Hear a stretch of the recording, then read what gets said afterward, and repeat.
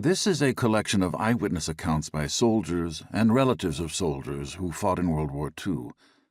To retain the sense of the time which has elapsed between the narrators' past and their interviews, the past tense has been used. Although written with hindsight, these memoirs carry a sense of real-time immediacy.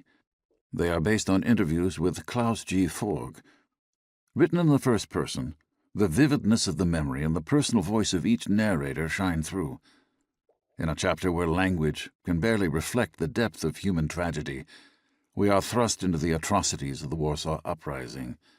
The chapter narrated by a prisoner of war in Russia makes for grim material. It uses language still reverberating in reports from prisoners in forced labor camps operating around the world today. In another chapter, the language of an officer on a U-boat is more scientific. In stark contrast to the previous chapter, his report as a prisoner of war interned in America has, dare one say, a touristy appeal. But then, in the final chapter, the focus shifts, and the listener now hears the female perspective in the sad voice of Rosa, daughter and sister of soldiers killed in the war. From the protagonist's colorful depictions of nature and family life, reflecting a charmed childhood in idyllic countryside, we move inexorably into the active war years. Here the language descends into dark descriptions of horror and deprivation. We do not hear of individual perpetrations of crimes or brutality by these soldiers, but the repetition of "this image will stay with me forever" sounds an underlying tone of guilt. Most of the interviewees grew up on farms. Their vocabulary is witness to in-depth experience and knowledge of toiling on the land, of harvesting, forestry, and husbandry. An exception is the chapter on the famous German U-234, with its own linguistic challenge and terminology specific to submarine warfare and radar technology.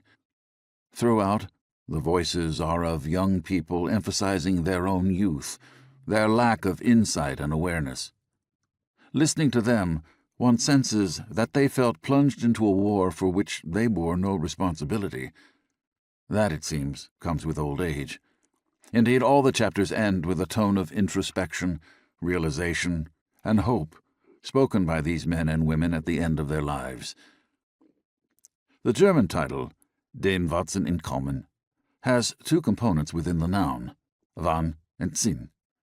Though Wahn etymologically does not, as is commonly assumed, signify the noun Wahn as in frenzy, mania, craze, it is derived from Wahn, an adjective signifying empty, devoid. We might look at both meanings. The war years, as described by the protagonists, were indeed senseless, devoid of meaning and understanding, and the mania we hear about, when soldiers were observed acting in a frenzy while blindly obeying the orders of a madman, a Wahnsinniger, is woven through this entire dreadful period, which was never meant to be repeated.